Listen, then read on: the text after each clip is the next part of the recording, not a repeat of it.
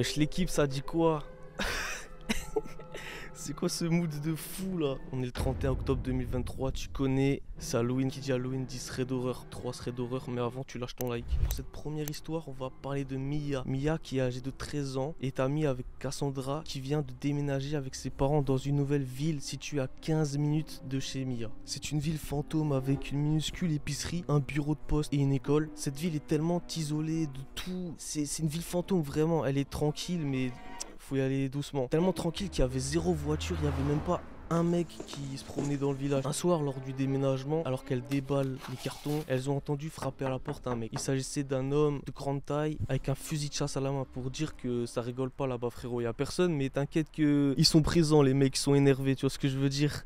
Et comme elles viennent de l'Oklahoma, un état du centre du sud des États-Unis, cela pouvait signifier soit qu'elles sont en pleine rencontre avec un mec bizarre, ou soit tout simplement un voisin qui leur dit juste de faire attention à elles. Et effectivement, il s'agissait d'un voisin qui venait juste se présenter. Ce voisin parlait à la mère de Cassandra de l'absence de la police dans la ville et du fait que tout le monde a tendance à porter son propre fusil pour se protéger. Tu vois, pour te dire que c'est une ville fantôme, mais... pas si fantôme que ça, hein, parce que la police n'est généralement d'aucune aide et se trouve à 15 minutes de la ville.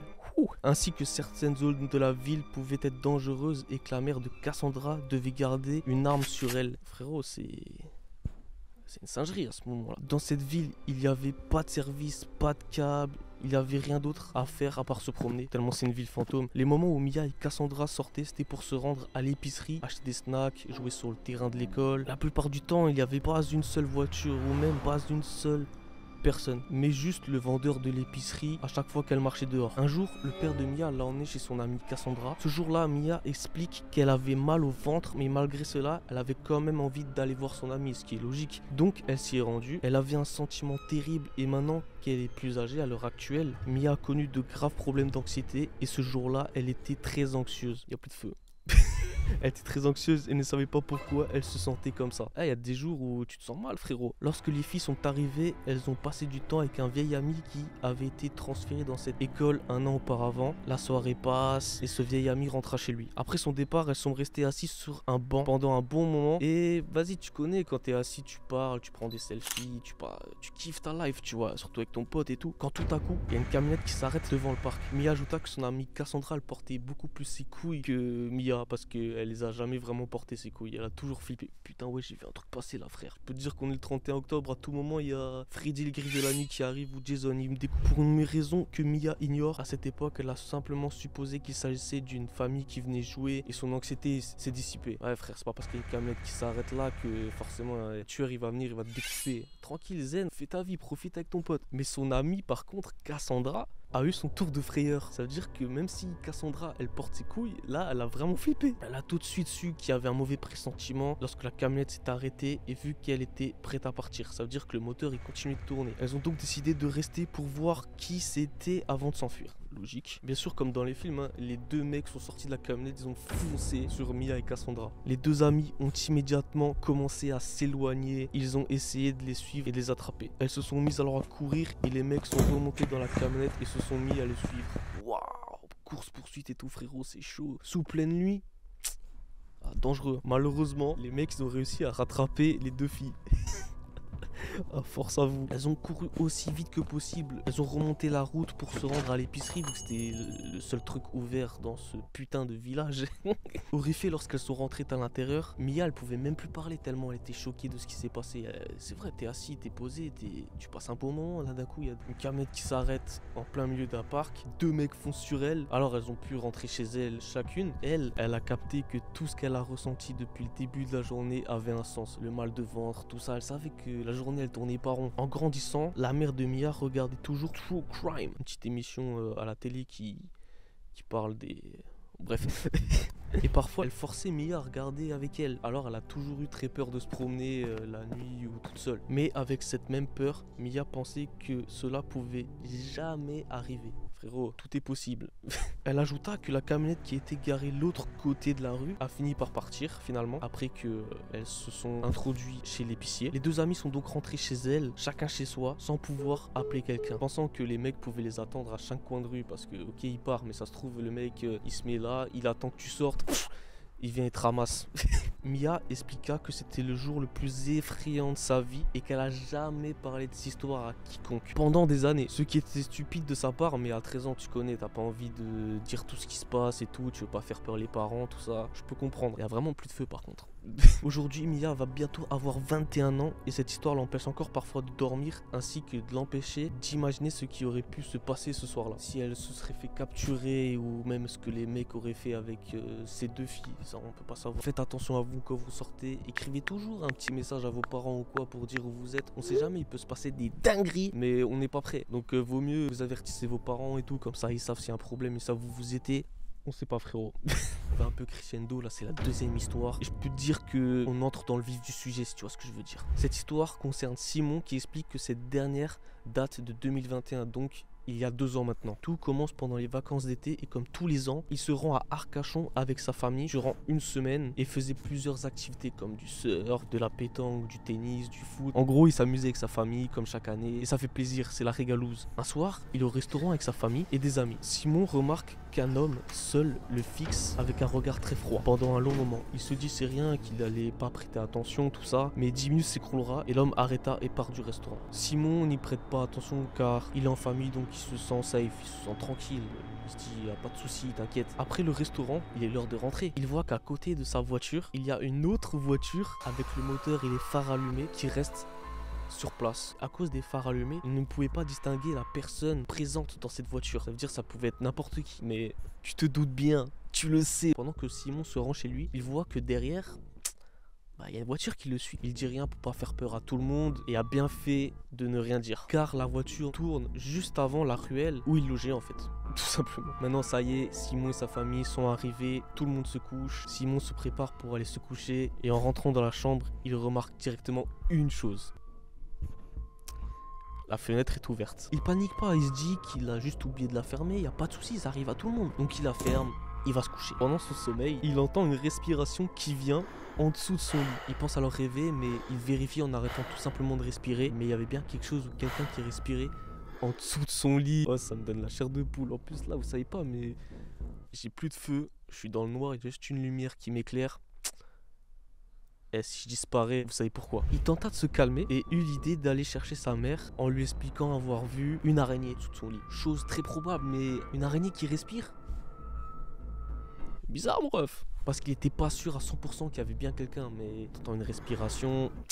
C'est louche cette histoire, ça tombe pas rond. La mère de Simon vient dans sa chambre et regarda en dessous du lit. Y a rien, vraiment rien. Alors il s'est dit qu'il a sans doute rêvé et il décide de se recoucher. Maintenant, pendant son sommeil, il est donc dans le noir. Il remarque quelque chose de bizarre encore une fois. L'armoire est fermée alors qu'elle était censée être ouverte. Ça veut dire qu'il ferme jamais son armoire, elle est tout le temps ouverte. Impossible. Parce qu'il sait, il a peut-être eu un traumatisme ou je sais pas, il regarde trop de films d'horreur avec les armoires ouvertes et il sait qu'il y a quelqu'un qui se cache dedans. Sous la peur, Simon bouge pas et fixe l'armoire. Mais après 30 minutes de fixation qui lui a semblé être une éternité, l'armoire commence à s'ouvrir. Et par réflexe, Simon plissa les yeux, mais juste assez pour maintenir un peu de visibilité. Tu vois ce que je veux dire? Tu fermes tes yeux, mais sans vraiment les fermer. Tu les plisses quoi. Et soudainement, une personne se penche devant sa tête. La personne qui penche sa tête le fixe pendant 5 minutes et repart par la fenêtre comme si de rien n'était. En mode c'est normal, c'est le quotidien. Donc Simon court vers ses parents en leur racontant ce qui s'est passé. Il voit une ombre courir hors du jardin. Directement, il décide de prendre le téléphone, d'appeler la police. La police lui pose les questions. Et pendant que les policiers écrivent les réponses de Simon, il repense à la personne du resto et de la voiture. À mon avis, c'est la même personne. Il explique tout à la police et la police dit qu'en interrogeant des serveurs du restaurant, affirme que l'homme venait tous les soirs et regardait des personnes attentivement. En mode, il cherche sa proie. La police fait leur propre enquête, mais sans nouvelles. Simon créa ses propres théories en attendant des nouvelles, mais la police ne l'a pas retrouvé et n'avait aucune idée sur ce que le mec il voulait. Des mauvaises attentions, et ça malheureusement Simon ne le saura jamais. Oh là là, quel truc bizarre. Ça aussi les gars, dès que vous voyez des trucs bizarres, dites-le tout de suite. S'il y a des gens autour de vous, vous dites oh le gars il est bizarre, il me fixe et tout. Quitte à lui mettre un coup de pression, y a pas de souci, tu lui mets un coup de pression, tu mets un petit high kick, tu vois ce que je veux dire. Non mais toujours signaler tout, parce qu'on sait jamais, les gens c'est des psychopathes. Par contre le feu il s'est noyé là. Je vais pas vous mentir, la deuxième elle m'a fait flipper. Je vais vous raconter une petite anecdote. À l'ancienne, mon grand frère une fois il s'est mis sous mon lit, il m'a chopé par le callback. J'ai crié d'une puissance mon ref. Il m'a bien fait flipper pour te dire. Du coup je comprends ce que Simon a vécu. C'est le moment de la dernière histoire, les boss. Cette histoire est celle de Lucie. Lucie, qui était au collège au moment des faits, vivait dans un vieil appartement au rez-de-chaussée où il y avait un médecin traitant et un des murs de sa chambre faisait coupure avec la chaudière ou chaufferie de l'immeuble. Elle explique que cela a son importance dans l'histoire. Donc dans cet appartement, il y avait un long couloir central qui desservait les chambres avec la salle de bain, les toilettes et ainsi de suite. Il faut savoir que tout au long du couloir, il y avait un cadre et très souvent c'était sombre parce que les chambres, le matin, lorsque le volet se sont pas ouverts, il n'y a pas de lumière sous la porte ou quoi que ce soit. Un matin, elle se rappelle être en train de prendre son petit déjeuner, donc elle prend un petit jus de fruits tranquillement. En bing, Hugo était devant, puis elle voit une silhouette noire, uniforme, sans détail mais bien humaine, sans trop bouger. C'est-à-dire le mec qui fait de Malka Challenge. Elle pense tout d'abord que c'est sa mère, l'ayant légèrement vu sortir de sa chambre. La porte étant ouverte, quelques instants passent et juste le temps de cligner les yeux, la silhouette était devant elle. Vraiment bail de film d'horreur. Puis la silhouette la traverse, comme si le truc était transparent, la traverse en elle quoi. Oh mais on est sur une histoire paranormale. Elle comprend pas trop ce qui se passe, pense avoir rêvé et quelques instants après, elle commence à se sentir un peu faible. Un manque d'énergie, légèrement la tête qui tourne. Ceci était la première chose bizarre, mais elle cherche pas plus loin en disant que c'était le matin et que elle n'était pas bien réveillée. Tout simplement, faut dormir frérot. Couche-toi moins tard déjà. Quelques temps après ça, les événements vont s'enchaîner beaucoup plus vite. Shit. C'est-à-dire qu'un jour, Lucie se réveilla, elle passe sa journée de cours normale, rentre le soir, prend sa douche, et après avoir pris sa douche, elle se rend compte qu'elle a des griffures vers l'intérieur des cuisses. Chose qu'elle comprend pas, elle demande même à sa mère, et sa mère lui répondra qu'elle s'est peut-être endormie avec le chat sur la couette, que le chat l'a griffé. Lucie dit non, c'est pas possible, car le chat n'était pas dans sa chambre ce soir-là. Sachant que Lucie est une personne qui a tendance à avoir des problèmes de peau qui peut lui causer de l'eczéma, avoir de fortes démangeaisons. Peut-être c'est elle qui s'est grattée dans la nuit, mais elle n'a plus souvenir. Ces événements vont se reproduire à plusieurs reprises de manière plus ou moins fréquente. Imagine, tu te réveilles, tu vois, t'as des marques un peu partout sur le bras, sans aucune raison, t'as pas d'animal de compagnie, t'as rien. Moi, je vais voir un exorciste direct. Quand elle cherche des réponses, elle comprend toujours pas parce que elle est arrivée à un stade où elle est sûre à plus de... Elle dit qu'elle est sûre à plus d'1 million de pourcents qu'elle ne s'est pas grattée pendant la nuit. Parce que les marques étant rouge vif, elle se serait réveillée, elle aurait capté qu'il y a quelque chose qui la démange, tu vois. Et elle aurait capté il y a bien longtemps parce qu'à l'heure actuelle, il y avait des croûtes légères de sang et tellement c'était devenu fréquent, Lucie commence un peu à réfléchir d'où est-ce que ça peut venir. Peut-être un détail frappant que ces griffures étaient presque toujours au même endroit, donc vers l'intérieur de la cuisse et toujours par 3 lignes distinctes à chaque fois. Ce qui est un peu bizarre et en plus de ça, c'est un événement étrange, même une grosse coïncidence que c'était tout le temps au même endroit. Elle explique qu'elle était dans un collège privé, catholique, qu'il y avait beaucoup de cours de catéchisme et il faut savoir qu'elle ramenait sa Bible en cours quoi. Elle pense que cela est un hasard et que les marques de griffures sont sans doute une injure à la Sainte Trinité. Donc le Père, le Fils et le Saint-Esprit. Non, faut appeler un exorciste là. Pendant plusieurs jours, Lucie se retrouve tétanisée, ne sachant pas trop quoi faire à part attendre que ça se calme, que le temps passe et que les croûtes se cicatrisent elles-mêmes. Pendant ses recherches, elle a appris qu'il y avait eu un accident auprès de la chaudière et qu'il y avait eu un décès suite à cet accident. Plusieurs personnes décédées de vieillesse ou de maladie dans leur appartement, chose qui se faisait pas mal à l'époque, d'où le côté importance du contexte qu'elle est vraiment à côté de la chaudière. Peut-être un phénomène paranormal ou qu'il y a un truc qui a traversé la chaudière dû à cet accident et que ça l'a démangé. Quelques temps après ça, en pleine nuit, elle s'est allongée sur le côté et entend dans son oreille « You're mine ».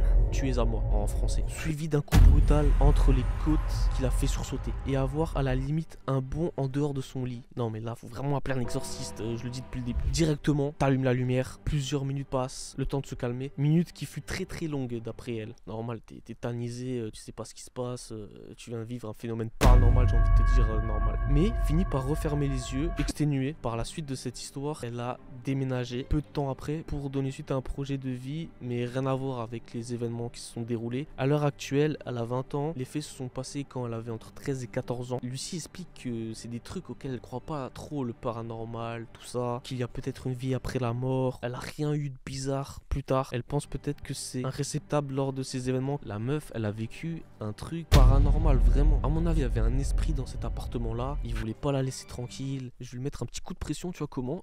Comme ça, elle déménage et elle laisse mon appartement tranquille et je peux vivre en paix. Et c'est ce qu'elle a fait, elle a déménagé. C'est un peu bizarre comme phénomène, malheureusement ça peut arriver hein. Voilà les gars, c'était tout pour ce thread d'horreur, j'espère que les histoires vous ont fait kiffer. Si c'est le cas, n'hésitez surtout pas à lâcher un petit like, un petit commentaire, partager la vidéo et à vous abonner les gars, bientôt 1000 abos, ça fait plaisir. Le feu qui s'éteint au bout de la première histoire, je valide le concept. Non, si vous avez kiffé le thread, n'hésitez pas à me le dire dans les commentaires, comme ça j'attendrai plus que ce soit Halloween pour vous proposer un thread. En tout cas, je vous laisse sur cette fin. Faites attention à vous. Prochain de vous, je vous dis à la prochaine. Peace les gars.